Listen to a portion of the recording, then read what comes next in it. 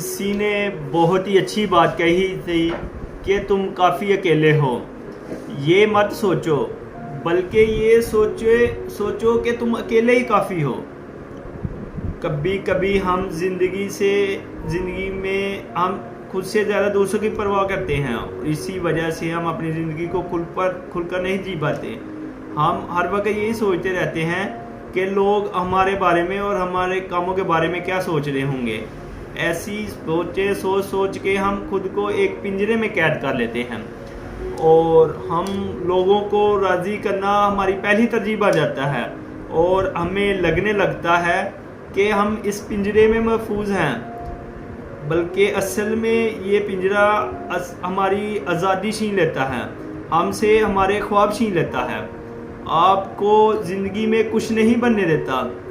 کسی نے بہت ہی اچھی بات کہی تھی کہ سمندر کی طرح گہرے بنو کہ کوئی آپ کے اندر جا کر بھی آپ کے راز نہ جان پائے، کیونکہ جس دن آپ کے راز دنیا کے سامنے آ گئے تو آپ زندگی میں کبھی بھی آگے نہیں بڑھ سکیں گے، کیونکہ لوگ آپ کو آگے بڑھنے ہی نہیں دیں گے. باتیں سنا کر آپ کو مار دیں گے، اور کہتے ہیں کہ زندگی میں کبھی اپنا اگلا قدم کسی کو مت بلانا، کیونکہ لوگ آپ کی راہ میں کانٹے بچھانے کے لیے تیار بیٹھتے ہیں. اور یاد رکھیں، جن کو دنیا پاگل اور بے وقوف سمجھتی ہے، اور جب وہ اپنی آئی پر آ جاتے ہیں تو دنیا کو اپنے قدموں میں جگا لیتے ہیں.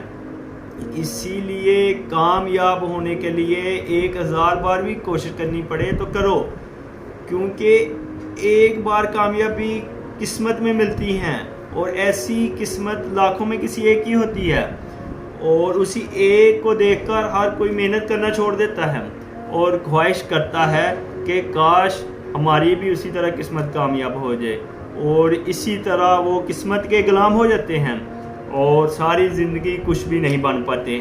شاید اسی لیے کسی نے اچھی بات کہی تھی کہ حوصلے کے ترکش میں کوشش کا تیر زندہ رکھو، لیکن ہار جاؤ زندگی میں سب کچھ، لیکن زندگی میں جیتنے کی امید زندہ رکھو. زندگی کا ایک بہت ہی اچھا اصول ہے، جب جھیل میں پانی آتا ہے تو مچھلیاں کیڑوں کو کھاتی ہیں، اور جب جھیل سوکھ جاتی ہے تو وہی کیڑے مچھلیوں کو کھاتے ہیں.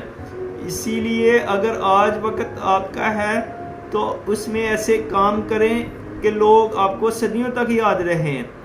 یاد رکھو کہ زندگی ایک بار موقع سب کو دیتی ہے، اور بس اپنی پوری تیاری کے ساتھ اس کا انتظار کرو، اور باری آنے پر ایسی پرفارمنس دو کہ سامنے بیٹھے لوگ کھڑے ہو کر تالیاں بجانے پر مجبور ہو جائے. اللہ آپ کا حامی و ناصر ہو.